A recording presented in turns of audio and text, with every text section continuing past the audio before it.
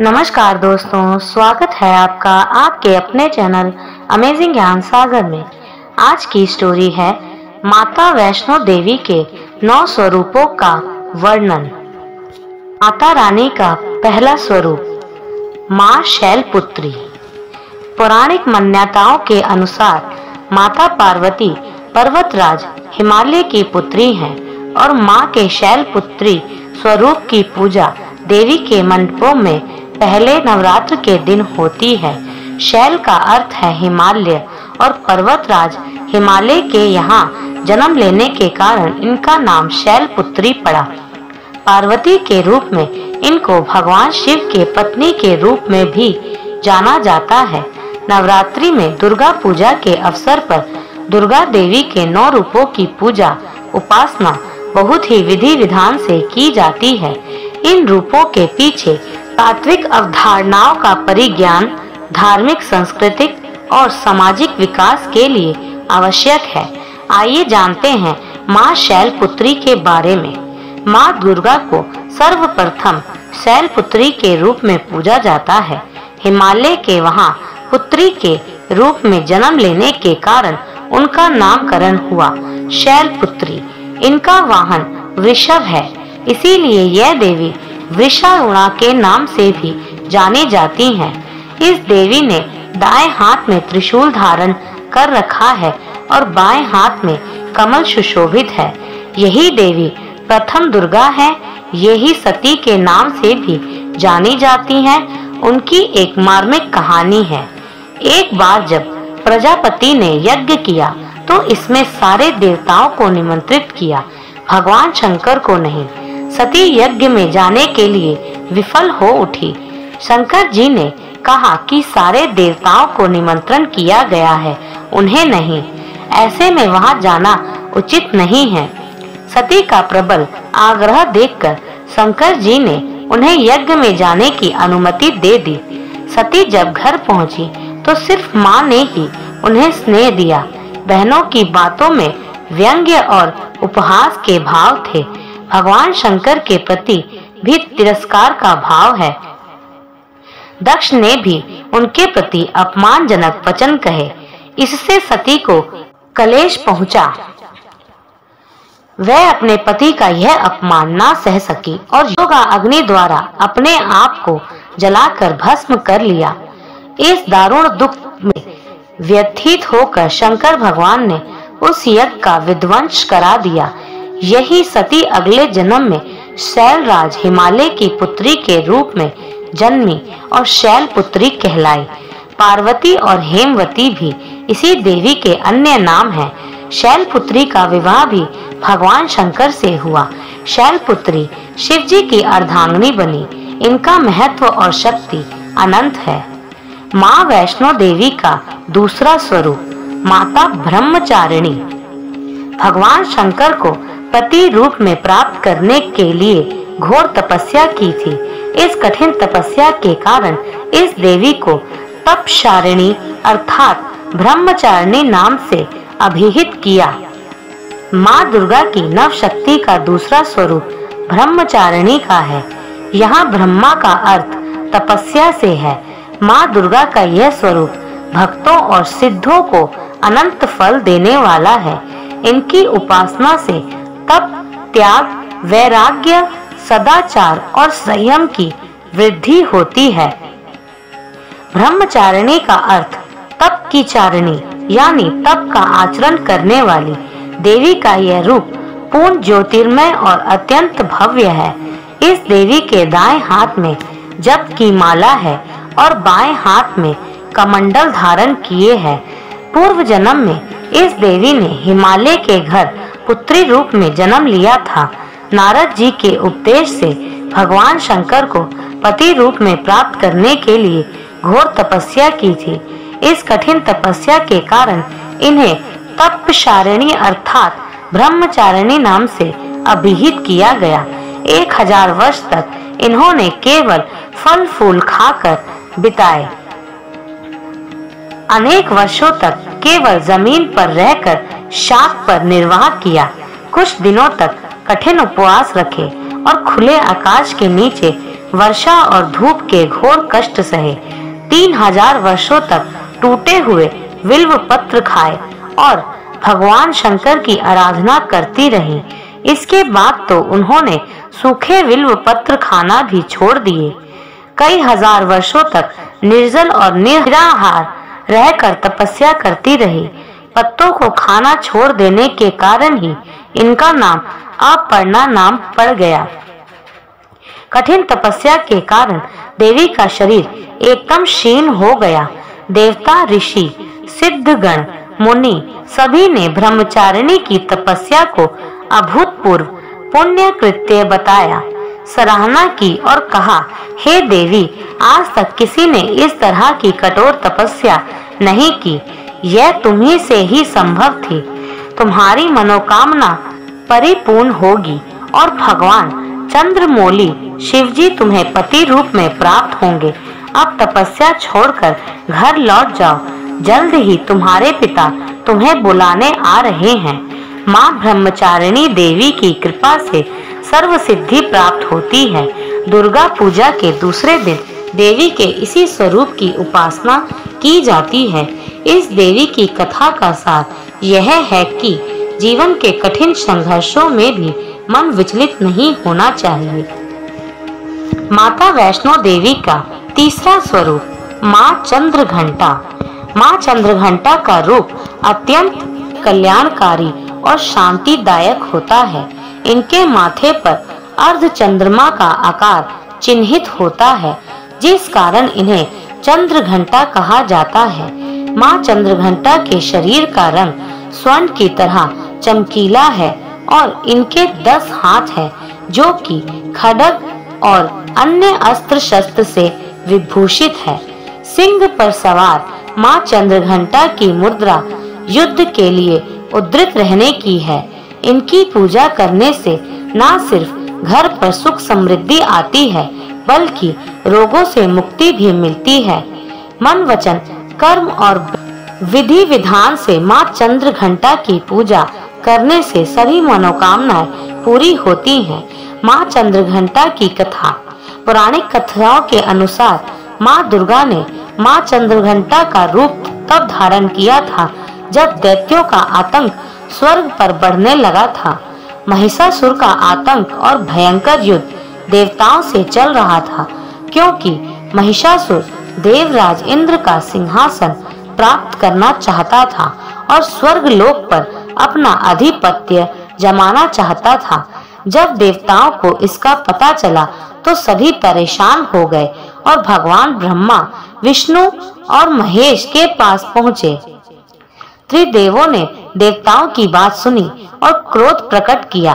कहा जाता है कि इसी क्रोध से त्रिदेवों के मुख से एक ऊर्जा निकली और उसी ऊर्जा से एक देवी अवतरित हुई, जिनका नाम माँ चंद्रघंटा है। उस देवी को भगवान शंकर ने अपना त्रिशूल, विष्णु जी ने अपना चक्र, इंद्र ने अपना घंटा, सूर्य ने अपना तेज और तलवार सिंह प्रदान किया। इसके बाद माँ चंद्रघंटा ने महिषासुर का वध कर देवताओं और स्वर्गलोक की रक्षा की। माता वैष्णो देवी का चौथा स्वरूप माँ कुष्मांडा। कुष्मांडा देवी की कहानी। नवरात्र के चौथे दिन दुर्गा जी के चतुर्थ स्वरूप माँ कुष्मांडा की पूजा और अर्चना की जाती है। माना जाता है कि सृष्टि की उत्पत्ति से पूर्व जब चारों ओर अंधकार था और कोई भी जीव जंतु नहीं था, तो माँ दुर्गा ने इस अंड यानी ब्रह्मांड की रचना की थी। इसी कारण उन्हें कुष्मांडा कहा जाता है। सृष्टि की उत्पत्ति करने के कारण इन्हें आदि शक्ति नाम से भी अभिहित किया जाता है। इनके स्वरूप का वर्णन करते हुए शास्त्रों में कहा गया है कि इनकी 8 भुजाएं हैं और यह सिंह पर सवार है। माँ कुष्मांडा के 7 हाथों में चक्र, गदा, धनुष, कमंडल, अमृत से भरा हुआ कलश, बाण और कमल का फूल है तथा 8वें हाथ में जप माला है, जो सभी प्रकार की सिद्धियों से युक्त है। माँ दुर्गा के इस कुष्मांडा स्वरूप की पूजा अर्चना निम्न मर्त से करनी चाहिए। माता वैष्णो देवी का 5वां स्वरूप माँ स्कंद माता। एक पौराणिक कथा के अनुसार कहते हैं कि एक तारकासुर नामक राक्षस था, जिसका अंत केवल शिव पुत्र के हाथों ही संभव था। तब माँ पार्वती ने अपने पुत्र स्कंद को युद्ध के लिए प्रशिक्षित करने के लिए स्कंद माता का रूप लिया था। स्कंद माता से युद्ध प्रशिक्षण लेने के बाद भगवान कार्तिकेय ने तारकासुर का अंत किया था। स्कंद माता को इन नामों से भी जाना जाता है। स्कंद माता हिमालय की पुत्री पार्वती हैं।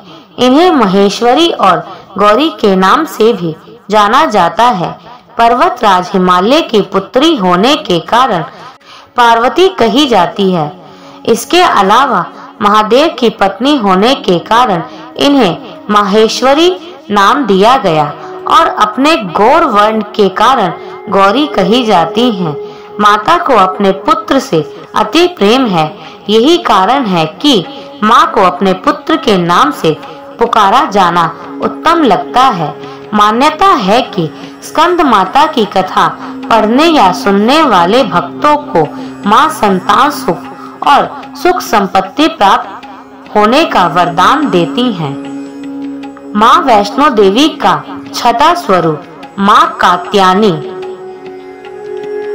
पौराणिक कथाओं के अनुसार देव ऋषि कात्यायन माँ दुर्गा के परम उपासक थे। माँ दुर्गा की कृपा पाने के लिए एक बार देव ऋषि कात्यायन ने माँ की कठोर तपस्या की। ऋषि की तपस्या से प्रसन्न होकर माँ प्रकट हो बोली, वत्स, जो वर मांगना चाहते हो मांगो। माँ के इतने कहते ही देव ऋषि ने माँ भगवती से वर मांगा और कहा कि माँ आप मेरे घर पुत्री के रूप में जन्म लो। देव ऋषि की बात सुनकर माँ ने उन्हें वर पूरा होने का वरदान दिया। फिर माँ दुर्गा ने देव ऋषि कात्यायन के घर पुत्री के रूप में जन्म लिया और पिता का नाम कात्यायन की पुत्री होने के कारण माँ के इस अवतार को कात्यायनी कहा गया है। शास्त्रों में कहा गया है कि माँ कात्यायनी की पूजा भगवान राम और श्री कृष्ण ने की थी। मान्यता है कि गोपियों ने श्री कृष्ण को पति रूप में पाने के लिए माता के इसी रूप की उपासना की थी। माता वैष्णो देवी का 7वां स्वरूप माँ कालरात्रि। शनिवार को शारदीय नवरात्र का 7वां दिन है। इस दिन आदि शक्ति देवी दुर्गा के 7वें स्वरूप माँ कालरात्रि की पूजा की जाती है। पौराणिक कथाओं के अनुसार देवी के इस स्वरूप की पूजा करने से दुष्टों का विनाश होता है। माँ के इस स्वरूप को वीरता और साहस का प्रतीक माना जाता है। आचार्य बालकृष्ण मिक्स के मुताबिक दुष्टों का नाश करने के लिए आदि शक्ति ने यह रूप धारण किया था। भक्तों के लिए माँ कालरात्रि सदैव शुभ फल देने वाली है। इस कारण माँ का नाम शुभकारी भी है। ऐसी मान्यता है कि माँ कालरात्रि की कृपा से भक्त हमेशा भय मुक्त रहता है। उसे अग्नि भय, जल भय, शत्रु भय, रात्रि भय आदि कभी नहीं होता। माँ वैष्णो देवी का 8वां स्वरूप महागौरी। नवरात्रि में 8वें दिन महागौरी शक्ति की पूजा की जाती है। नाम से प्रकट है कि इनका रूप पूर्णतः गौर वर्ण है। इनकी उपमा शंख, चंद्र और कुंद के फूल से दी गई है। अष्टवर्षा भवेद गौरी यानी उनकी आयु 8 साल की मानी गई है। इनके सभी आभूषण और वस्त्र सफेद हैं, इसीलिए उन्हें श्वेतांबर धरा कहा गया है। 4 भुजाएं हैं और वाहन वृषभ है, इसीलिए वृक्षारूढ़ा भी कहा गया है। इनको इनके ऊपर वाला दाहिना हाथ अभय मुद्रा है तथा नीचे वाला हाथ त्रिशूल धारण किया हुआ है। ऊपर वाले बाएं हाथ में डमरू धारण कर रखा है और नीचे वाले हाथ में वर मुद्रा है। इनकी पूरी मुद्रा बहुत शांत है। पति रूप में शिव को प्राप्त करने के लिए महागौरी ने कठोर तपस्या की थी। इसी वजह से इनका शरीर काला पड़ गया, लेकिन तपस्या से प्रसन्न होकर भगवान शिव ने इनके शरीर को गंगा के पवित्र जल से धोकर कांतिमय बना दिया। उनका रूप गौर वर्ण का हो गया, इसीलिए ये महागौरी कहलाई। ये अमोघ फलदायिनी है और इनकी पूजा से भक्तों के तमाम कल्मश धुल जाते हैं, पूर्व संचित पाप भी नष्ट हो जाते हैं। महागौरी का पूजन अर्चन उपासना आराधना कल्याणकारी है। इनकी कृपा से अलौकिक सिद्धियां भी प्राप्त होती हैं। माता वैष्णो का आखिरी स्वरूप। माता वैष्णो का 9वां स्वरूप सिद्धिदात्री। माँ दुर्गा जी की 9वीं शक्ति का नाम सिद्धिदात्री है। यह सभी प्रकार की सिद्धियों को देने वाली है। नवरात्रि पूजन के 9वें दिन इनकी उपासना की जाती है।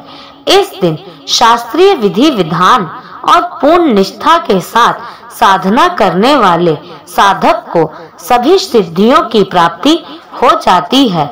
सृष्टि में कुछ भी उसके लिए अगम्य नहीं रह जाता है। ब्रह्मांड पर पूर्ण विजय प्राप्त करने की सामर्थ्य उसमें आ जाती है।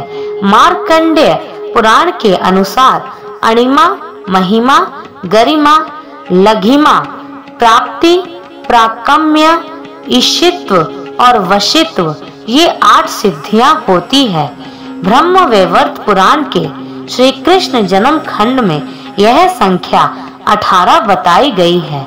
इनके नाम इस प्रकार हैं: अणिमा, लघिमा, प्राप्ति, प्राकम्य, महिमा, ईशित्व, वशित्व, सर्वकाम वासिता, सर्वज्ञत्व, दूरश्रवण, परकाय प्रवेशन, वासिद्धि, कल्प वृक्ष तक, सृष्टि संहार कर्ण, सामर्थ्य, अमरत्व, सर्वन्यायकत्व, भावना और सिद्धि। माँ सिद्धिदात्री भक्तों और साधुओं को ये सभी सिद्धियां प्रदान करने में समर्थ है।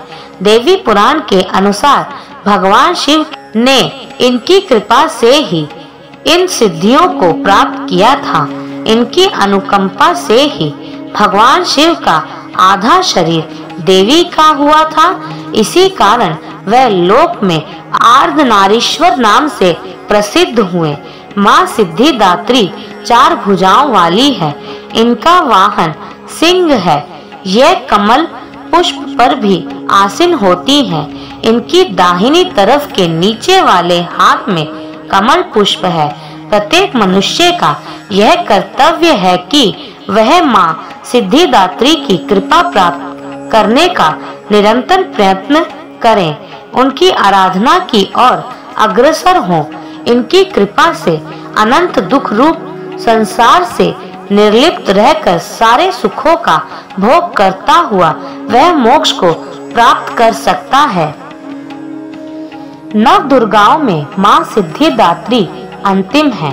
अन्य 8 दुर्गाओं की पूजा उपासना शास्त्रीय विधि विधान के अनुसार करते हुए भक्त दुर्गा पूजा के 9वें दिन इनकी उपासना में प्रवृत्त होते हैं।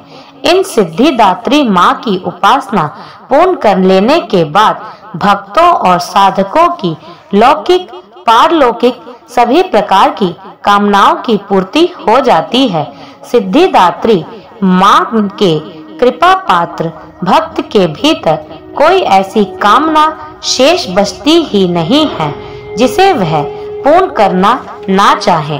वह सभी सांसारिक इच्छाओं, आवश्यकताओं और सप्रियाओं से ऊपर उठकर मानसिक रूप से माँ भगवती के दिव्य लोकों में विचरण करता हुआ उनके कृपा रस पीयूष का निरंतर पान करता हुआ विषय भोग शून्य हो जाता है। माँ भगवती का परम सानिध्य ही उसका सर्वस्व हो जाता है। इस परम पद को पाने के बाद उसे अन्य किसी भी वस्तु की आवश्यकता नहीं रह जाती। माँ के चरणों का यह सानिध्य प्राप्त करने के लिए हमें निरंतर नियम निष्ठ रहकर उनकी उपासना करनी चाहिए। माँ भगवती का स्मरण, ध्यान, पूजन हमें इस संसार की असारता का बोध कराते हुए वास्तविक परम शांतिदायक अमृत पद की ओर ले जाने वाला है। इनकी आराधना से जातक को अणिमा, लधिमा, प्राप्ति, प्राकर्म्य, महिमा, इशित्व, सर्व कामावायसिता, दूर श्रवण, पराकामा, प्रवेश, वाक सिद्ध, अमृतत्व, भावना, सिद्धि आदि समस्त सिद्धियां, नव निधियों की प्राप्ति होती है। आज के युग में इतना कठिन तप तो कोई नहीं कर सकता, लेकिन अपनी शक्ति अनुसार जब तप, पूजा अर्चना कर कुछ तो माँ की कृपा का पात्र बनता ही है। प्रत्येक सर्व साधारण के लिए आराधना योग्य यह श्लोक सरल और स्पष्ट है। माँ जगदम्बे की भक्ति पाने के लिए इसे कंठस्थ कर नवरात्रि में नवमी के दिन इसका जाप करना चाहिए। धन्यवाद दोस्तों, ये स्टोरी आपको कैसी लगी कमेंट्स करके जरूर बताइएगा।